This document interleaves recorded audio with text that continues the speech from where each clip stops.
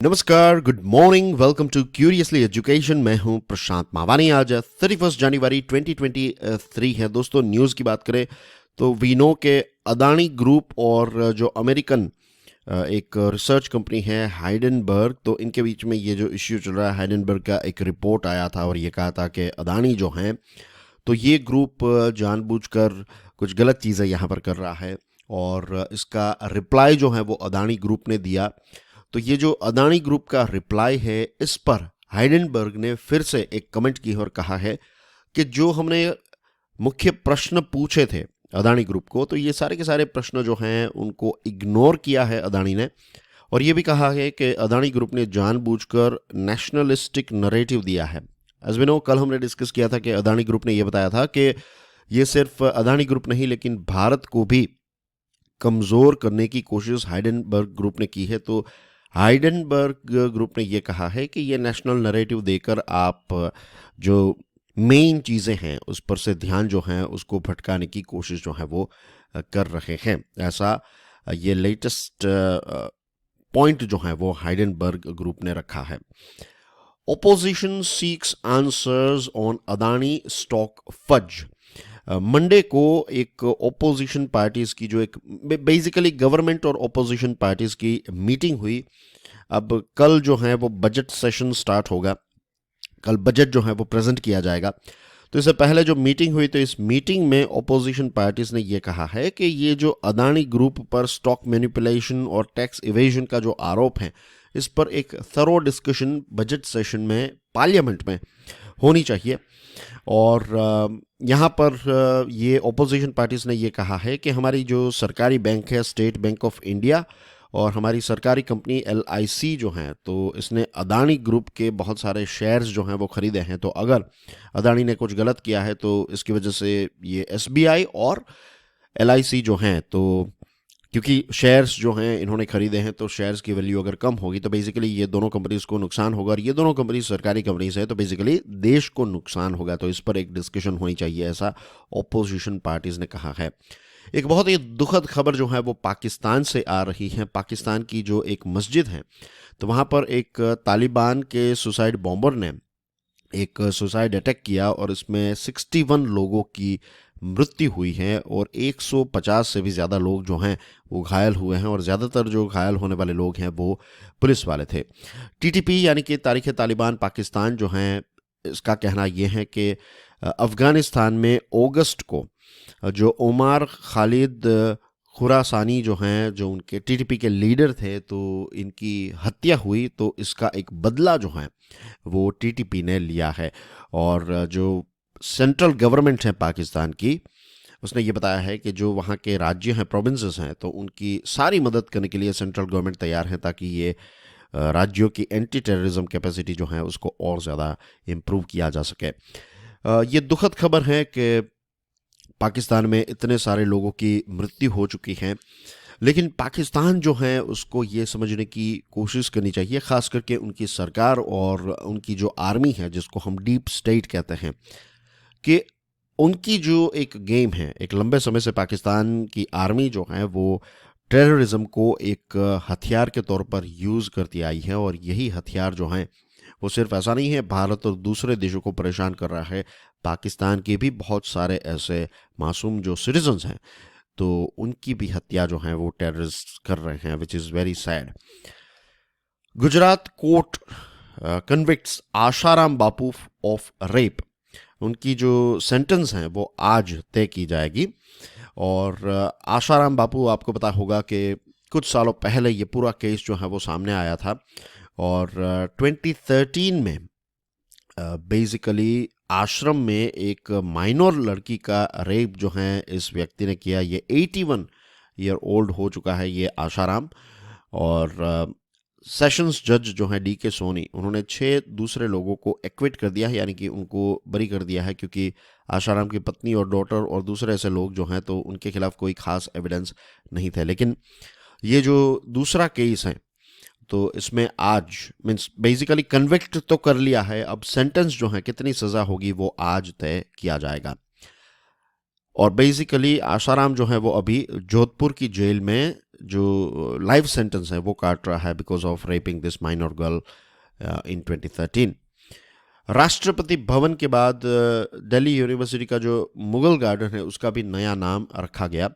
जो Mughal garden Delhi university में था नॉर्थ कैंपस में, तो इसका नाम गौतम बुद्ध सेंटिनरी गार्डन रखा गया है। और राष्ट्रपति भवन में जो मुगल गार्डन है तो उसका नाम अमृत उद्यान रखा गया है। Arrow India, Bharat electronics limited BEL जो हैं, ये state of the art products यानी कि जो लेटेस्ट टेक्नोलॉजी वाले प्रोडक्ट्स हैं उसको डिस्प्ले करेगा 13 फरवरी से 17 फरवरी के बीच में एयर फोर्स स्टेशन जो बेंगलुरु में है, येलाहंका जो बेंगलुरु में है, तो यहाँ पर ये एरो इंडिया का प्रोग्राम जो है वो रखा जाएगा और इसमें बहुत सारे ऐसे प्रोडक्ट्स जो हैं इनको डिस्प्ले किए जाएंगे। इसी के साथ साथ एयर डिफेंस सर्वेलेंस जिसमें hexacopter, theatre UAV, swarm of UAV। Swarm का मतलब होता है कि एक साथ बहुत सारे UAVs एक साथ उड़ते हैं, तो ये सारी चीज़ें जो हैं वो डिस्प्ले की जाएगी। इसी के साथ homeland security and cyber security cluster जिसमें स्मार्ट सिटी सॉल्यूशंस हैं, homeland security solutions, comprehensive integrated border management system, naval airfield integrated security system, integrated perimeter surveillance system और मिसाइल सिस्टम, ये सारी चीज़ें भी डिस्प्ले की जाएगी।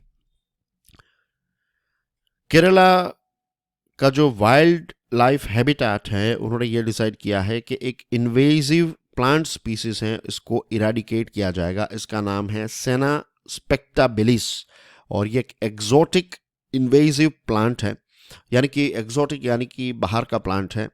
और ये प्लांट जो हैं तो यहाँ पर जब से आया है तो वो लोकल हमारे जो प्लांट्स हैं तो उनको डिस्ट्रॉय कर रहा है, उनके लिए एक सीवियर थ्रेट बनता जा रहा है। तो इसको अब हटाने का प्लान जो है वो केरला की जो फॉरेस्ट रिसर्च इंस्टीट्यूट हैं उन्होंने ये डिसाइड किया है। तो इसका नाम सेना स्पेक्टाबिलीज है, तो ये चीज़ आप याद रखिएगा।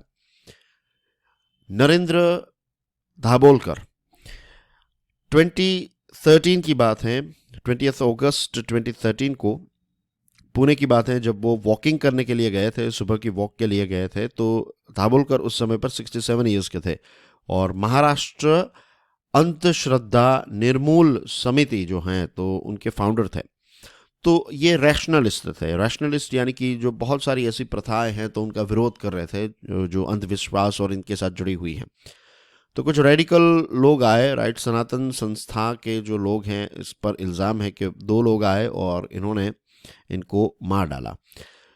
तो अब CBI ने बॉम्बे हाई कोर्ट को ये कहा है कि इन्वेस्टिगेशन जो है वो ख़त्म हो चुकी है, लेकिन दाभोलकर की जो बेटी हैं उनके लॉयर ने ये बताया है कोर्ट को कि CBI ने इन्वेस्टिगेशन जो है वो प्रॉपर नहीं की है, इसमें बहुत सारे लूप होल्स हैं। अब देखते हैं आगे इसमें क्या होता है। जो G20 की फॉरेन मिनिस्टर्स की मीटिंग है तो रशिया इसमें पार्टिसिपेट करेगा। रशिया के फॉरेन मिनिस्टर सर्गेई लेवरोव जो हैं जो इसमें पार्टिसिपेट करेंगे 1 और 2 मार्च में। ये भारत में ये होने वाली है बिकॉज G20 का अभी प्रेसिडेंट जो है वो हमारा देश भारत है और भारत 200 से भी ज़्यादा मीटिंग्स हमारे 55 से ज़्यादा लोकेशंस में करने वाला है ताकि हम हमारा कल्चरल हेरिटेज जो है वो दुनिया के सामने रख सकें। और G20 की जो समिट है वो 9 और 10 सितंबर 2023 को होगी, हमारे देश भारत में न्यू दिल्ली में होगी। तो इससे पहले 200 से भी ज़्यादा मीटिंग्स जो हैं टोटल होगी। और G20 जो है ये एक इंटर गवर्नमेंटल फोरम है, तो इसमें दुनिया की सबसे बड़ी इकोनॉमीज़ और डेवलपिंग इकोनॉमीज़ जो हैं वो भी इस G20 ग्रुप के पार्ट हैं। Supreme court electoral bond scheme जो है तो इस पर जो प्लीज हैं पिछले कुछ 7-8 सालों से पेंडिंग है, तो इसको एग्जामिन करने वाला है और अब देखा जाएगा कि क्या इसको कॉन्स्टिट्यूशन बेंच को ये जो प्ली है उस वो मीन्स ये जो मुद्दे उठाए गए हैं क्या इनको कॉन्स्टिट्यूशन बेंच के सामने रखा जाएगा नहीं रखा जाएगा, इसका डिसीजन जो है वो अब सुप्रीम कोर्ट लेने वाली है। इलेक्टोरल बॉन्ड स्कीम जो है इस पर यह इल्ज़ाम है कि इसकी वजह से बहुत सारे ऐसे एनोनोमियस डोनेशंस जो हैं वो पॉलिटिकल पार्टीज़ को मिले हैं और जो पिटिशनर है वो है एक NGO जिसका नाम है ADR, association for democratic reforms. ADR के बहुत सारे रिपोर्ट्स जो हैं वो काफ़ी अच्छे होते हैं, आई ओपनिंग होते हैं। Centre to roll out process to set up 16th finance commission. Finance ministry जो है वो इसको नोटिफाई करती है। एक कॉन्स्टिट्यूशन जो है तो कॉन्स्टिट्यूशनल बॉडी है ये फाइनेंस कमीशन और बेसिकली ये जो सेंट्रल गवर्नमेंट और स्टेट गवर्नमेंट के बीच में जो रेवेन्यू है, जो पैसे कलेक्ट किए गए हैं, तो इनको कैसे शेयर करना है, तो इसका फॉर्मूला जो है वो फाइनेंस कमीशन प्रोवाइड करता है। 15th फाइनेंस कमीशन जो है इसको 2017 में सेटअप किया गया था और 5 सालों का बेसिकली टेन्योर रहता है, लेकिन कोविड की वजह से इसको एक्सटेंड किया गया है। और जो 16th फाइनेंस कमीशन है उसके सामने सबसे बड़ा चैलेंज होगा वो ये होगा कि जीएसटी काउंसिल जो है वो भी एक परमानेंट कॉन्स्टिट्यूशनल बॉडी है। तो जीएसटी काउंसिल अगर टैक्स रेट में चेंजेस करती है तो फिर कमीशन के लिए रेवेन्यू का कैलकुलेशन जो है वो थोड़ा चेंज हो जाता है। तो ये चीज़ जो है वो सबसे बड़ा चैलेंज होगा 16th फाइनेंस कमीशन के लिए। सीआरपीएफ पंजाब रेजिमेंट ने रिपब्लिक डे परेड का जो अवार्ड है वो जीता है। और इंडियन एयरफोर्स जो है इसने first slot online public poll conducted by MyGov जो है वो जीता है। तो ये चीज आप याद रखिएगा। General assembly divided over United Nations reforms. United Nations general assembly के जो प्रेसिडेंट है काबा कोरोसी, तो उन्होंने कहा है कि ये जो United nation security council UNSC जो है, तो इसमें चेंजेस अगर करने हैं, रिफॉर्म्स अगर करने हैं, तो जो मेंबर्स हैं उनको इसकी शुरुआत करनी पड़ेगी। और यूनाइटेड नेशंस जनरल असेंबली जो है तो यहाँ पर पहले रेजोल्यूशन पास करना पड़ेगा। 193 देश जो यूएनजीए के मेंबर हैं, तो इसमें से 5 नेगोशिएटिंग ग्रुप्स हैं, लेकिन ज़्यादातर ये नेगोशिएटिंग ग्रुप्स जो हैं वो एक दूसरे को न्यूट्रलाइज कर देते हैं। और परमानेंट मेंबर्स जो हैं P5 जिनको हम कहते हैं, जिनके पास वीटो पावर है, तो हमने देखा है कि कई बार वीटो पावर का दुरुपयोग जो है वो चाइना ने किया है, यूएसए ने किया है, सारे देशों ने लगभग किया है। और वैसे ये P5 नेशंस जो हैं वो कहते तो हैं कि सिक्योरिटी काउंसिल में चेंजेस की ज़रूरत है, लेकिन वो उतने ज़्यादा उत्सुक नहीं होते हैं, राइट। वो नहीं चाहते हैं कि ये वीटो पावर किसी दूसरे देशों के पास भी आए, जैसे कि भारत है, जापान है, जर्मनी है, ब्राज़ील है। अफ्रीका का एक भी देश जो है वो यूएनएससी का पार्ट नहीं है, in the sense permanent member का पार्ट नहीं है। पूरा कॉन्टिनेंट जो है वो स्किप हो चुका है। साउथ अमेरिका की बात करें तो वो भी पूरा स्किप हो चुका है। एशिया में से सिर्फ एक ही देश है, चाइना। तो वी नीड मोर, इसका एक्सपांशन तो डेफिनेटली होना चाहिए, लेकिन ये इतना जल्दी जो है वो ये P5 मेंबर्स नहीं होने देंगे। शास्त्री कोनराड जो हैं ये एक इंडियन अमेरिकन पॉलिटिकल कंसल्टेंट हैं और वॉशिंगटन स्टेट डेमोक्रेटिक पार्टी जो हैं तो अब उसके चेयर बने हैं, right. She is the first South Asian to be elected democratic chair in Washington. और ये यंगेस्ट और फर्स्ट साउथ एशियन और इंडियन अमेरिकन महिला हैं जो स्टेट पार्टी चेयर यूएसए में बनेगी। अब बात करते हैं दोस्तों एडिटोरियल्स एंड आर्टिकल्स के बारे में। कल हमने इंडस वाटर ट्रीटी के बारे में डिस्कशन की थी। आज द हिंदू में ये जो टॉपिक है Indus water treaty between India and Pakistan, तो इस पर हमें एक आर्टिकल देखने को मिलता है। और यहाँ पर 2 प्रोजेक्ट्स हैं जिनको आपको याद रखना है। एक है 330 मेगावाट वाला Kishan Ganga hydro electric project जो झेलम नदी पर है, और एक है 850 मेगावाट वाला रातले हाइड्रो इलेक्ट्रिक प्रोजेक्ट जो छेनाब नदी पर है। ठीक है, तो ये प्रोजेक्ट का नाम और किस नदी पर है ये चीज़ आपको पता होनी चाहिए। इसमें कोई भी कंफ्यूजन आपको नहीं रखना है, क्योंकि इंडस वाटर ट्रीटी जो है वो न्यूज़ में है, तो ये करंट अफेयर का पार्ट बन चुकी है और आने वाली एग्जामिनेशन में MCQ के तौर पर आपको ये पूछा जा सकता है। ये Kishan Ganga hydro electric project और रातले हाइड्रो इलेक्ट्रिक प्रोजेक्ट के बारे में आपको कुछ प्रश्न जो है वो पूछे जा सकते हैं। इसी के साथ साथ इंडस वाटर ट्रीटी के बारे में मैंने आपको बहुत सारी चीज़ें कल बताई थी, आज भी कुछ चीज़ों को हम डिस्कस करेंगे। तो ये IWT जो है इसके बारे में भी सारी डिटेल्स आपके पास होनी चाहिए, जैसे कि ये पाकिस्तान और इंडिया के बीच की एक ट्रीटी है जो वर्ल्ड बैंक है। तो वर्ल्ड बैंक ने इस ट्रीटी को World Bank played a very important role कि ये ट्रीटी जब साइन हुई तो वर्ल्ड बैंक एक तरह से मीडिएटर के तौर पर इसमें रहा है, और World Bank has always been there. लेकिन कुछ ऐसी चीज़ें अब हुई हैं जिसकी वजह से ये इंडस वाटर ट्रीटी कल हमने डिस्कस की थी, तो उन सारी चीज़ों को यहाँ पर रिपीट करने का कोई मतलब नहीं है। अगर आज पहली बार आप ये वीडियो देख रहे हैं तो मेरा आग्रह रहेगा कि कल पूरा वीडियो ना देखें तो ना सही, लेकिन जो इंडस वाटर ट्रीटी वाला टॉपिक है उसको आप एक बार देख लीजिएगा।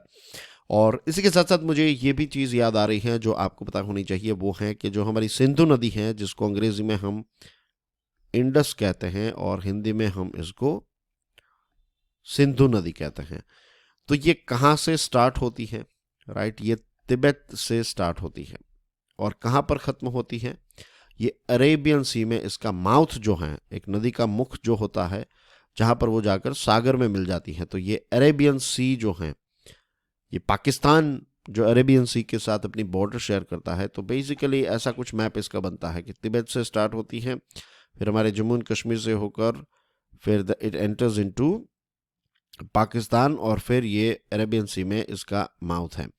और इसके साथ दूसरे हमारे राज्य जो हैं तो वहाँ पर भी इसकी ट्रिब्यूटरीज जो हैं वो ट्रिब्यूटरीज और इसकी जो दूसरी नदियाँ, सहायक नदियाँ जिसको हम कहते हैं, तो ये सारी की सारी नदियाँ जो हैं इनके सारे नाम जो हैं आपको पता होने चाहिए। सबसे नॉर्थ में कौन सी नदी है, उसके बाद कौन सी है, तो ये सारी डिटेल्स भी आपको तैयार करनी है। ये सारी जो चीज़ें हैं वो आप इजीली मैप में से देख सकते हैं।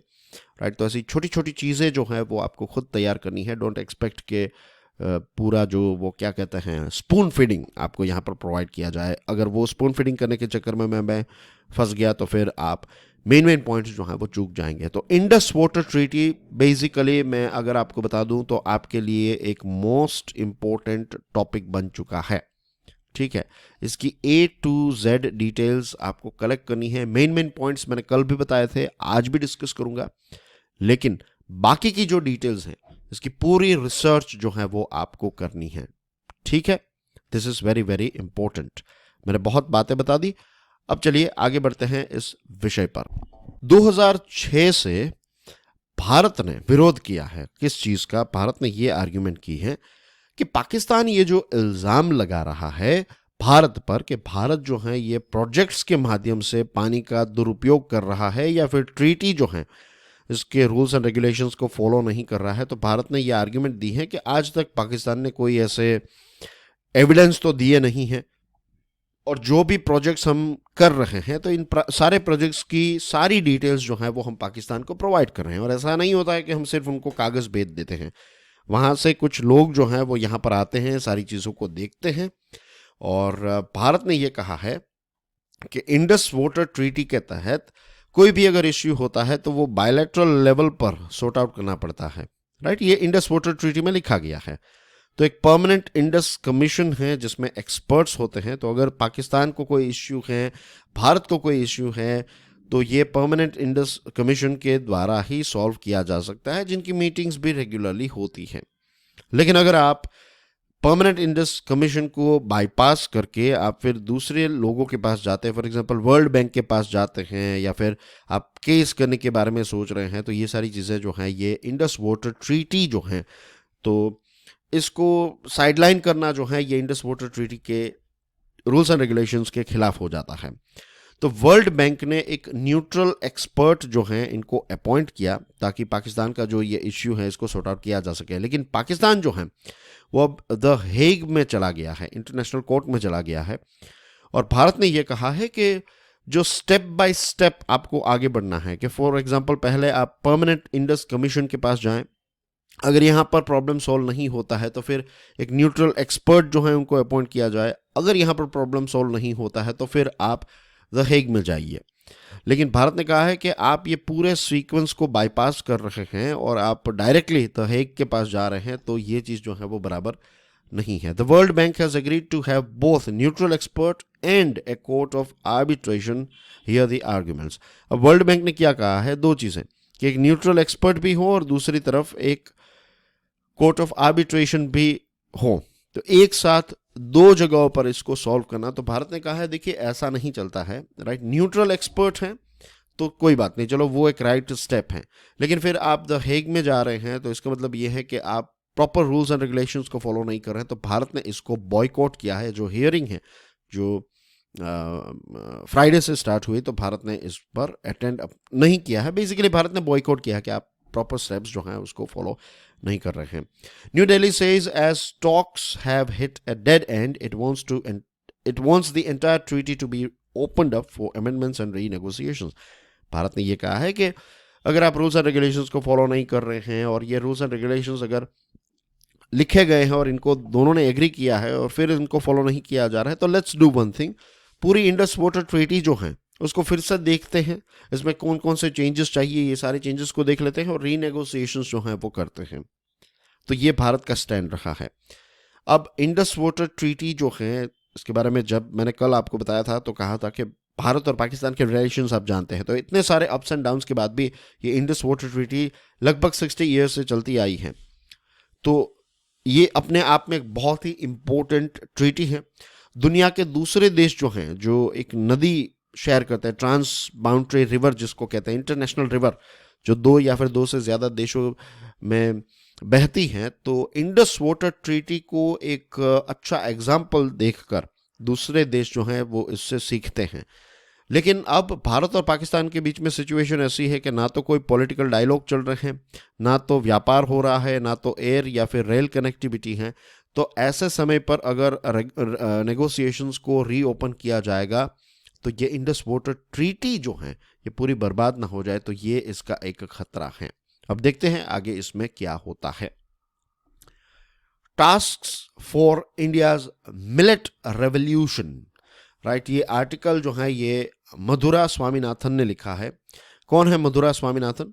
ये प्रोफेसर हैं इंडियन स्टैटिस्टिकल इंस्टीट्यूट के और चेयरपर्सन हैं MS स्वामीनाथन रिसर्च फाउंडेशन के, MSSRF के चेयरमैन भी हैं और इंडियन स्टैटिस्टिकल इंस्टीट्यूट के प्रोफेसर हैं। फूड एंड एग्रीकल्चर ऑर्गेनाइजेशन, जिसको FAO कहते हैं, ये यूनाइटेड नेशंस की ऑर्गेनाइजेशन है। तो FAO ने, भारत ने FAO को या फिर UN को रिक्वेस्ट की थी और फाइनली UN ने इस रिक्वेस्ट को एक्सेप्ट कर लिया कि 2023 जो है, ये साल जो चल रहा है, इसको इंटरनेशनल ईयर ऑफ मिलेट्स के तौर पर सेलिब्रेट किया जाए। और भारत ये क्यों करना चाहता है? भारत इसलिए करना चाहता है क्योंकि मिलेट्स जो हैं वो ये क्लाइमेट चेंज के ज़माने में एक बहुत ही इंपॉर्टेंट फूड सोर्स है। और मिलेट्स की दो इंपॉर्टेंट चीज़ें हैं। नंबर 1 है इसकी स्पेशल न्यूट्रिटिव प्रॉपर्टीज़, इसमें प्रोटीन काफ़ी ज़्यादा मात्रा में रहता है, डाइटरी फाइबर होते हैं, माइक्रो न्यूट्रिएंट्स इसमें काफ़ी हैं और एंटीऑक्सीडेंट्स भी काफ़ी हैं। तो ये इसकी नंबर 1 स्पेशल प्रॉपर्टी है। दूसरी जो इंपॉर्टेंट चीज़ है इसकी वो ये है कि इसमें स्पेशल एग्रोनॉमिक कैरेक्टरिस्टिक्स हैं। ये ड्राउट रेजिस्टेंट हैं, यानी कि सूखा भी अगर कहीं पर है तो भी मिलेट्स जो है वो काफ़ी, जो जिस मिलेट्स यानी कि बेसिकली बड़ा अनाज जिसको हम कहते हैं, जिसमें बाजरा, रागी, ये सारी चीज़ें, राइट, ज्वार हैं, बाजरा हैं, रागी हैं, इसके अलावा भी कुछ आइटम्स हैं जिनको मिलेट्स की कैटेगरी में गिना जाता है। तो ड्राउट रेजिस्टेंट हैं, यानी कि ये जो अगर कहीं पर सूखा भी हो गया तो भी इसकी फसल जो है कम पानी में भी, अगर ज़मीन भी इतनी अच्छी नहीं है तो भी ये मिलेट्स जो हैं वो उग जाते हैं। और सेमी एरिड रीजन्स हैं जहाँ पर पानी की कमी है तो वहाँ पर भी ये अच्छी फसल आपको देते हैं। अब देखते हैं कि ये मिलेट का जो कंजम्पशन है तो इसमें सबसे बड़े बैरियर्स क्या हैं। हमारे देश में दो प्रकार के ग्रुप्स हैं मिलेट्स के, एक मेजर मिलेट है और एक माइनर मिलेट है। मेजर मिलेट्स की बात करें तो सोरगम है, पर्ल मिलेट यानी कि बाजरा है, फिंगर मिलेट है। और माइनर मिलेट्स की बात करें तो फॉक्सटेल, लिटिल मिलेट, कोडो, प्रोसो और बार्नयार्ड मिलेट्स हैं।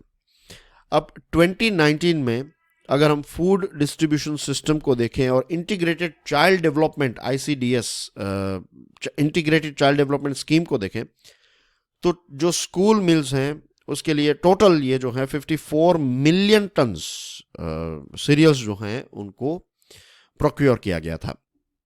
अगर ये 54 मिलियन में से अगर 20% राइस और व्हीट की जगह पर अगर हम मिलेट को इंट्रोड्यूस करना चाहते हैं तो हमें 10.8 मिलियन टन जितने मिलेट्स की आवश्यकता रहेगी। ठीक है, 20%, 54 मिलियन टन का अगर 20% निकालेंगे तो you will get somewhere around 10.8 million tons of millet.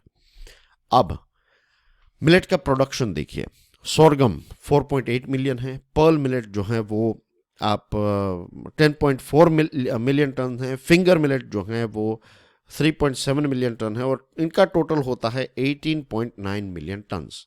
याद रखिए हमें चाहिए कितना, सिर्फ 20% रिप्लेस करना है राइस और व्हीट जो है, तो उसको 20% राइस एंड व्हीट को रिप्लेस करना है तो हमें 10.8 मिलियन टन चाहिए। यहाँ पर इनका टोटल प्रोडक्शन कितना हो रहा है, 18.9 मिलियन टन्स। तो अगर हम जितना मिलेट प्रोड्यूस हो रहा है उसका लगभग 50% जितना खरीदें, तब जाकर हम ये 10.8 मिलियन टन जितना सामान खरीद पाएंगे। और 50% खरीदना जो है वो अभी के सिनेरियो में लगता है कि ऐसा नहीं होगा। अब मिलेट्स जो हैं ये कुछ राज्यों के द्वारा ही प्रोक्योर किए जाते हैं, और सेंट्रल गवर्नमेंट के पास जो स्टॉक है वो भी काफ़ी कम है। अब देखिए मई 2022 का आंकड़ा यह कहता है कि सेंट्रल गवर्नमेंट के पास चावल कितने हैं, 33 मिलियन टन्स, गेहूं है 31 मिलियन टन्स, लेकिन न्यूट्री सीरियल्स की बात करें तो ये सिर्फ 4 लाख टन है। यहाँ पर देखिए बहुत बड़ा गैप है, ये 31 million 33 million, 1 million is equal to 10 lakh, तो लगभग यहाँ पर 3 करोड़ से भी ज़्यादा, 3 करोड़ टन से ज़्यादा का चावल है, गेहूं है, और सिर्फ 4 लाख टन न्यूट्री सीरियल्स है। तो वैसे भी हमारे पास सेंट्रल गवर्नमेंट के पास कम मात्रा में न्यूट्री सीरियल्स हैं। The real problems are, number 1, एक तो जो मिलेट का कल्टीवेशन पहले जो हो रहा था, जिस क्षेत्र में मिलेट को उगाया जा रहा था, तो अब ये क्षेत्र जो है वो कम हुआ है, तो प्रोडक्शन कम होगा। दूसरी चीज़ है लो productivity of millets. Over the last decade, the production of sorghum jowar has fallen. The production of pearl millet, that is bajra, has stagnated, यानी कि जितना था उतना ही रहा. And the production of other millets, including finger millets, ragi, has stagnated or declined. तो बड़े बड़े जो मेजर मिलेट्स हैं तो उसमें या तो उसका प्रोडक्शन कम हुआ है या तो जितना था उतना ही रहा है, और ज्वार का प्रोडक्शन जो है वो कम रहा है। तो मिलेट कल्टीवेशन कम होने की वजह से प्रोडक्शन इसका कम है। Indian council of agriculture research ने कहा है कि न्यूट्री सीरियल्स जो हैं तो इसमें एक स्टीप डिक्लाइन हमें देखने को मिला है। मिड 1980s में 41 मिलियन हेक्टेयर में इनको उगाया जाता था। 2017 में ये आंकड़ा जो है वो 24 मिलियन हेक्टेयर हो चुका है, तो लगभग 50% इसमें एक गिरावट हमें देखने को मिली है इसके कल्टीवेशन के एरिया में। इसी के साथ साथ मिलेट को प्रोसेस करना जो है वो बहुत ही टाइम कंज्यूमिंग भी होता है, और ज़्यादातर महिलाओं के द्वारा ये किया जाता है। तो इसमें अगर लेटेस्ट मशीनरीज को ऐड किया जाए तो इसकी जो प्रोसेसिंग का जो वक्त है वो थोड़ा कम हो सकता है। और इसी के साथ साथ वैल्यू एडेड प्रोडक्ट्स जो हैं तो इसमें भी इसका कंट्रीब्यूशन जो है वो कम है। वैल्यू एडेड यानी कि I'll give you one example, let's say मूंगफली है, तो मूंगफली को आप ऐसे ही रॉ मटेरियल के तौर पर, जैसे ही मूंगफली उगी और आपने उसको बेच दिया तो कम पैसे मिलेंगे। लेकिन लेट्स से आपने उसका तेल निकाला और फिर बाकी का जो बचा हुआ जो पोर्शन है उसको आपने फॉडर के तौर पर, यानी कि जो हमारे कैटल हैं उसके खाने के लिए बेचा, तो फिर आपको ज़्यादा पैसे मिलेंगे। तो वैल्यू एडेड प्रोडक्ट्स में ग्रेन्स जो हैं, ये खास करके मिलेट्स जो हैं, उनका शेयर काफ़ी टाइनी है। तो what we need to do is we need to change the way things are going on. सबसे पहले तो लोगों की फूड हैबिट्स में एक बदलाव लाने की ज़रूरत है। पहले मिलेट्स का इस्तेमाल जो है वो काफ़ी ज़्यादा होता था, काफ़ी कॉमन होता था। अब ऐसा हो चुका है कि ऑन एन एवरेज एक महीने में लोग जो है वो 7-8 से 9 बार ही मिलेट को कंज्यूम करते हैं। बाकी के दिनों में चावल और गेहूं और इन सारी चीज़ों का ही ज़्यादा इस्तेमाल जो है वो आज भी हमारे देश में हो रहा है। तो फूड हैबिट को चेंज करना पड़ेगा ताकि इसकी डिमांड जो है वो इंक्रीज़ होगी। दूसरी चीज़ है कि सरकार को कुछ सपोर्ट प्रोवाइड करना पड़ेगा, फाइनेंशियल इंसेंटिव्स प्रोवाइड करने पड़ेंगे, इंस्टीट्यूशनल मैकेनिज्म, राइट, जैसे कि मिलेट्स को प्रोसेस करने के लिए जो मशीनरी चाहिए, जो फाइनेंशियल सपोर्ट चाहिए, ये प्रोवाइड करना पड़ेगा। सेंट्रल गवर्नमेंट, फिर कर्नाटका और ओडिशा जैसी सरकारें जो हैं तो वो मिलेट मिशंस पर काम कर रही हैं, और जो छोटे किसान हैं, खास करके हिली रीजन के और ड्राई लैंड प्लेन्स के हमारे जो किसान हैं, वो सबसे पुअरेस्ट किसान हैं हमारे देश के, तो वो तब तक मिलेट नहीं उगाएंगे जब तक उनको अच्छा रिटर्न नहीं मिलेगा। तो ये सारे प्रॉब्लम्स अगर हम सॉल्व करेंगे तब ही हमें मिलेट का प्रोडक्शन जो है वो मीन्स प्रोडक्शन भी बढ़ेगा और इसका कंजम्पशन भी बढ़ेगा और किसानों को ज़्यादा पैसे मिलेंगे। आई होप ये टॉपिक आपको इजीली समझ में आ गया होगा। अब हम बात करते हैं बजट बेसिक्स के बारे में। निर्मला सीतारमण जी कल यानी कि 1 फरवरी को एक पेन अल्टीमेट बजट यानी कि एक प्रॉपर बजट जो है वो कल डिलीवर किया जाएगा, पार्लियामेंट और देश के सामने रखा जाएगा। ये प्रॉपर बजट इसलिए मैं बता रहा हूँ क्योंकि नेक्स्ट ईयर इलेक्शंस होने वाले हैं, तो उस समय पर जो बजट आएगा वो हाफ आएगा। तो फुल बजट जो है वो कल देखने को मिलेगा हमें। और ये बजट ऐसे समय पर आ रहा है जब ग्लोबल इकोनॉमिक स्लो डाउन है और बहुत सारी अनसर्टेनिटी है बिकॉज ऑफ कोविड के बाहर जैसे ही दुनिया निकली तो फिर ये युद्ध स्टार्ट हो गया और फिर चाइना में लॉकडाउन रहा, इन्फ्लेशन, ये सारी चीज़ों के एरिया में या फिर ऐसे एनवायरनमेंट में बजट को रखा जा रहा है। वैसे देखा जाए तो भारत ने macro economic point of view से देखा जाए तो भारत ने चीज़ों को काफ़ी अच्छी तरीके से कंट्रोल में रखा है। तो अब इस आर्टिकल में ये बताया जा रहा है कि हमें कुछ टैक्सेशन पॉलिसीज जो हैं और जो सरकार का जो खर्च है उसको इस प्रकार से करना पड़ेगा ताकि इकोनॉमिक ग्रोथ को अच्छा सपोर्ट मिले। इन्फ्लेशन जो है वो काफ़ी ज़्यादा बढ़ गया और इन्फ्लेशन लास्ट ईयर बढ़ा और हमारी जो नॉमिनल जीडीपी ग्रोथ है ये 15.4% बताया जा रहा है, फोरकास्ट किया जा रहा है इन 2022-23 और लास्ट बजट एक्सपेक्टेशन जो थी वो 11.1 थी, तो इससे अच्छा हुआ तो that is a good thing. दूसरी चीज़ टैक्स कलेक्शन जो है वो भी अच्छा होने वाला है, 27.6 लाख करोड़ से बजट एस्टिमेट जो है तो इससे भी ज़्यादा हो सकता है, 27.6 लाख करोड़ से भी ज़्यादा टैक्स कलेक्शन होगा सरकार के लिए। तो एक तरफ नॉमिनल जीडीपी का ग्रोथ अच्छा और टैक्स कलेक्शन अच्छा, दिस मीन्स कि सरकार जो है वो फिस्कल डेफिसिट और जीडीपी का जो रेशियो है तो इसको थोड़ा कम करने पर जोर दे सकती हैं और इसी के साथ साथ जो एक फिस्कल कंसोलिडेशन है, फिस्कल कंसोलिडेशन यानी कि सरकार अपना फाइनेंस जो है वो अच्छी तरीके से मैनेज करे, ऐसी सिचुएशन नज़र आ रही है। जो इंटरेस्ट पेमेंट होता है, जो सरकार कर्ज लेती है, लोन लेती है और इस पर जो इंटरेस्ट पेमेंट करती है, ये सरकार का सबसे बड़ा खर्च होता है, राइट। ये प्रोजेक्ट किया जा रहा है कि ये 16% होगा करंट ईयर में, जो सरकार इज प्रोजेक्टेड टू इंक्रीज 16%, यानी कि लगभग 9,40,000 करोड़ जितना ये एक्सपेंडिचर होगा सरकार का ये इंटरेस्ट पेमेंट ऑन डेट में। तो अब सरकार को क्योंकि फाइनेंस मीन्स रेवेन्यू का कलेक्शन जो है वो अच्छा होगा, टैक्स कलेक्शन अच्छा है, तो अब सरकार को इसको थोड़ा ये कम करने की ज़रूरत रहेगी और एक्सपेंडिचर जो है कैपेक्स जिसको कहते हैं, कैपिटल एक्सपेंडिचर, यानी कि सरकार जब कैपिटल खर्च करती है यानी कि इंफ्रास्ट्रक्चर को क्रिएट किया, राइट, बिल्डिंग्स बनाए, रोड्स बनाए, बेसिक फैसिलिटीज़ क्रिएट की, तो इसकी एक पॉजिटिव इम्पैक्ट भारत के डेवलपमेंट पर होती हैं और हमारी जो सरकारें हैं यानी कि गवर्नमेंट ऑफ इंडिया और राज्य सरकारें मिलकर जो एनुअल फिक्स्ड इन्वेस्टमेंट है तो लगभग 11% जितना कंट्रीब्यूशन जो है वो सरकार के पास से आता है। अभी अनसर्टेनिटी वाला माहौल है तो यहाँ पर भी सरकार को ही इन्वेस्टमेंट करना पड़ेगा। जब सरकार इन्वेस्ट करेगी तो फिर दूसरी कंपनीज जो हैं, प्राइवेट कंपनीज जो हैं, वो देखेगी कि चलो सरकार इतना पैसा इन्वेस्ट कर रही है तो हमें भी कुछ इन्वेस्ट करना चाहिए, तो एज अ लीड जो है वो सरकार को लेनी पड़ेगी, ठीक है। अब एक दूसरी ट्रेंड जो चीज़, एक दूसरी पैटर्न जो हमें देखने को मिल रही है वो ये है कि रेवेन्यू कलेक्शन को स्टेबलाइज करने के लिए फ्यूल ड्यूटीज़, जो फ्यूल पर जो ड्यूटीज़ लगाई जाती हैं तो इसका इस्तेमाल जो है वो सरकार ने काफ़ी ज़्यादा किया है और अब हमें क्या करने की ज़रूरत है कि जो जीएसटी का डेटा है हमारे पास, तो इस डेटा के आधार पर, जीएसटी एक इनडायरेक्ट टैक्स है, तो सरकार को डायरेक्ट टैक्स का जो बेस है उसको एक्सपांड करने की ज़रूरत है। जो इनकम टैक्स हैं और कंपनीज जो टैक्स पे करती हैं, राइट, अपने प्रॉफिट पर, तो इसका बेस जो है इसको एक्सपांड करने की ज़रूरत है। हमारे देश में सिचुएशन ऐसी है कि कम लोग ज़्यादा टैक्स पे करते हैं, ऐसी सिचुएशन है। We need this sort of situation कि ज़्यादा लोग कम टैक्स पे करें।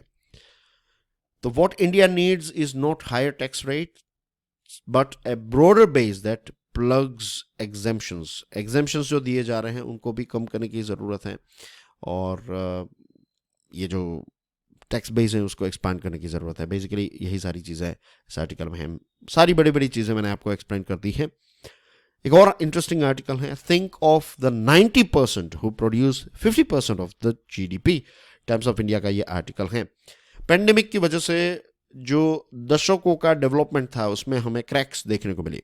वर्ल्ड बैंक का रिपोर्ट ये कहता है कि 5 में से 4 लोग जो कोविड की वजह से गरीब बन गए, तो इसमें से 4 लोग जो हैं वो भारत के हैं और हमारे देश में सिचुएशन ऐसी है कि 90% की जो हमारी वर्क फोर्स है वो इनफॉर्मल सेक्टर में काम कर रही है। 90% लोग जो काम कर रहे हैं वो इनफॉर्मल सेक्टर में हैं। दैट्स द रीजन कि लोग सरकारी नौकरी पाना चाहते हैं। हमारे देश में सरकारी नौकरियों का चार्म इसलिए है ताकि क्योंकि सरकारी नौकरी जो है वो फॉर्मल सेक्टर में आती है। ये चीज़ आपको समझनी बहुत इंपॉर्टेंट है, ठीक है।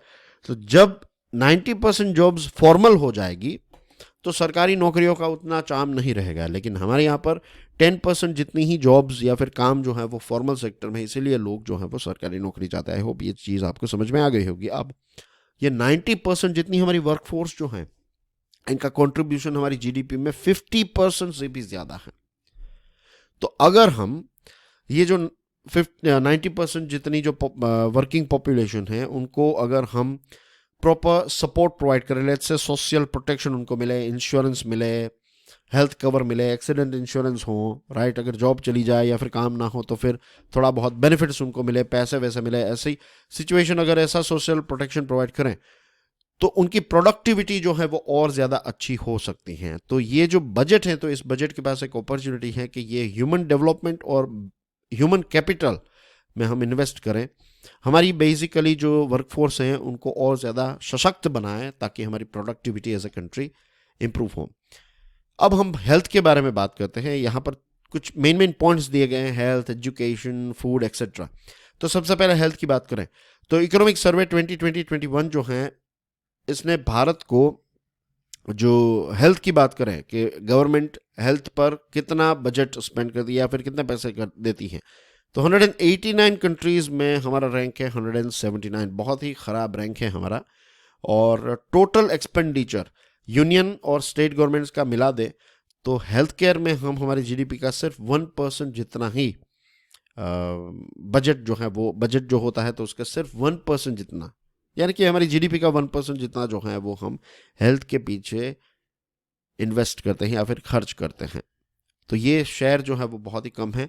और इसकी वजह से क्या होता है, हमारे लोगों का out of the pocket expenditure, यानी कि कोई अस्पताल में दाखिल हुआ तो उनको वो जेब में से पैसे उनको देने पड़ते हैं। और इसकी वजह से पता है, हर साल हमारे देश में 6 करोड़ लोग जो हैं वो गरीब बनते हैं।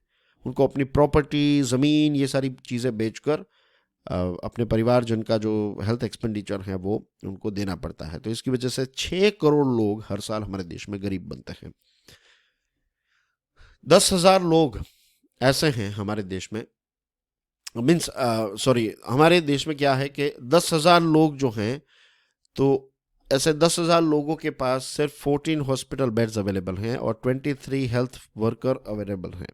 तो ये रेशियो भी बहुत ही कम है। और हमारे देश में इसी वजह से हॉस्पिटल के एक्सपेंसेस काफ़ी ज़्यादा हैं और इसकी वजह से ये होता है कि हॉस्पिटलाइजेशन रेट जो है वो हमारे देश का बहुत कम है। लोग जो है वो हॉस्पिटल जाने से, हॉस्पिटल जाना किसी को पसंद ही नहीं है। आयुष्मान भारत स्कीम है, ये एक इंश्योरेंस प्रोवाइड करती है, लेकिन ये प्राइमरी हेल्थ केयर को कवर नहीं करती है। और एलिजिबल हाउस होल्ड्स जो हैं उनको पुराना डेटा जो है उससे आइडेंटिफाई किया जाता है, तो बहुत सारा एक्सक्लूजन इसमें हो गया है। और पर फैमिली पर ईयर देखें तो 200 रुपये ही एलोकेट किए जा रहे हैं। तो this are main issues with Ayushman Bharat जिनको सॉल्व करने की ज़रूरत है। एक high level expert group report from 2010, जो पहले प्लानिंग कमीशन था वो नीति आयोग बन गया, तो प्लानिंग कमीशन ने 2010 में ये कहा था कि जीडीपी जो हमारी है तो इसका 3% हम हेल्थ केयर को दे, फ्लेक्सिबल फिजिकल ट्रांसफर पॉलिसी हो, 70% जितना जो हम ये 3% का जीडीपी का जो है तो उसमें से 70% जितना जो है वो प्राइमरी हेल्थ सेक्टर के लिए इन्वेस्ट करें, और हेल्थ वर्कर्स जो हैं इनका आंकड़ा डबल करें। हेल्थ काउंसिल्स जिसमें सिटीजन्स हों तो उनको भी, सिटीजन्स को भी इसका हेल्थ काउंसिल्स का पार्ट बनाया जाए। और इसके साथ साथ जो पंचायत हैं, तो पंचायत और फॉर्मल ग्रीवियंस, पंचायत जो हैं उनको हम एक ग्रीवियंस रिड्रेस मैकेनिज्म का पार्ट बनाएं कि ग्रास रूट लेवल पर ही अगर कोई इश्यूज चल रहे हैं तो वो पंचायत ही डिसीजन ले ले। तो ऐसे कुछ सजेशंस जो हैं वो 2010 में high level expert group report ने प्रोवाइड किए थे, तो इनको इम्प्लीमेंट करने की ज़रूरत है। अब एजुकेशन की बात करें तो ASER रिपोर्ट जो लेटेस्ट आया है तो उसमें यह पता चला है कि गवर्नमेंट स्कूल में एनरोलमेंट जो है वो काफ़ी अच्छा हुआ है, which is a good thing. लेकिन वी नो के पिछले 18 मंथ से, जब मार्च 2020 से 18 मंथ्स के लिए, लगभग 1.5 साल के लिए स्कूल्स बंद रही थी, तो हमारे जो बच्चे हैं उनका लर्निंग का जो जो लर्निंग की एबिलिटीज़ हैं उस पर एक इम्पैक्ट आई है। बहुत सारे बच्चे 5th क्लास के बच्चे जो हैं वो 2nd क्लास का मैथ्स और रीडिंग नहीं कर पा रहे हैं, तो ये सारे रिपोर्ट्स आए हैं। तो ऐसे समय में तमिलनाडु की सरकार ने एक इलाम थेडी कालवी का प्रोग्राम लॉन्च किया है। ये डोर स्टेप एजुकेशन प्रोग्राम है। तो इसमें 2 लाख जितने कम्युनिटी वॉलंटियर्स, खास करके महिलाओं को काफ़ी प्रेफरेंस दिया जाता है, तो वो बच्चों को पढ़ाई प्रोवाइड करती हैं, एजुकेशन प्रोवाइड करती हैं।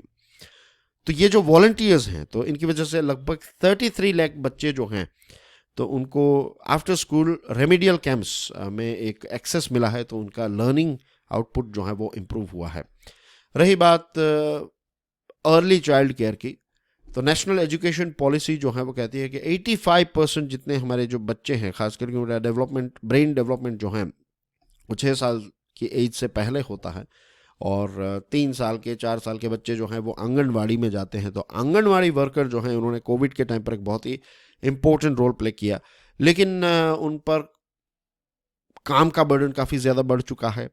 बहुत सारे आंगनवाड़ी वर्कर्स की कंप्लेंट ये रहती है कि उनको प्रॉपर पैसे नहीं मिले हैं, अंडर पेड हैं, या फिर उनको राइट टाइम पर पैसे नहीं मिल रहे हैं, जॉब सैलरी नहीं मिल रही है। तो अब इनको आंगनवाड़ी वर्कर्स इतना इंपॉर्टेंट रोल प्ले कर रहे हैं, तो उनको ज़्यादा बेनिफिट्स देने की ज़रूरत है, उनकी सैलरी में भी हाइक होना चाहिए। तो ये सारी चीज़ें सरकार को करने की ज़रूरत है। इसी के साथ साथ पब्लिक इन्वेस्टमेंट, यानी कि सरकार का इन्वेस्टमेंट एजुकेशन में बहुत ही कम रहा है, स्टैग्नेंट रहा है, कुछ खास इंप्रूव नहीं हुआ है। और नेशनल एजुकेशन पॉलिसी का रिकमेंडेशन ये है कि हम हमारी जीडीपी का 6% जितना जो है वो एजुकेशन में इन्वेस्ट करें। इसी के साथ साथ food security, dignified employment with living wages, decent pension, adequate maternity benefits, ये कुछ ऐसी चीज़ें हैं जो ह्यूमन डेवलपमेंट और इकोनॉमिक ग्रोथ के लिए नॉन नेगोशिएबल हैं, यानी कि ये चाहिए ही चाहिए। अब बात हम फूड सिक्योरिटी और एम्प्लॉयमेंट की करें, तो प्रधानमंत्री गरीब कल्याण योजना जो है, तो इसको एक्सटेंड किया गया और मिड डे मील्स में एग्स, मिल्क, ये सारी चीज़ों को ऐड किया गया जो एक मिनिमल नेसेसिटी है। तो ये चीज़ें सरकार ने एक्सटेंड की, गरीबों को खाने पीने की चीज़ें फ्री में प्रोवाइड की। This are good things. अब MG नरेगा जो है, तो इसको और ज़्यादा अच्छी तरीके से इंप्लीमेंट करने की ज़रूरत है, पंचायत को और ज़्यादा पावर्स देने की ज़रूरत है। और इसके साथ साथ जो अर्बन अनएम्प्लॉयमेंट है, या फिर अर्बन लोग जो हैं, वहाँ पर जो गरीब लोग हैं, तो उनको भी MG नरेगा जो है वो रूरल एरिया के लिए है, ग्रामीण क्षेत्र के लिए। तो ऐसी ही एक स्कीम जो है वो हमें अर्बन क्षेत्र के लिए भी चाहिए। तो ये सारी चीज़ें अगर हम करेंगे तो इम्प्रूवमेंट होगा, और ये सारी चीज़ें अवेलेबल हैं, मीन्स आर्किटेक्चर है इसका।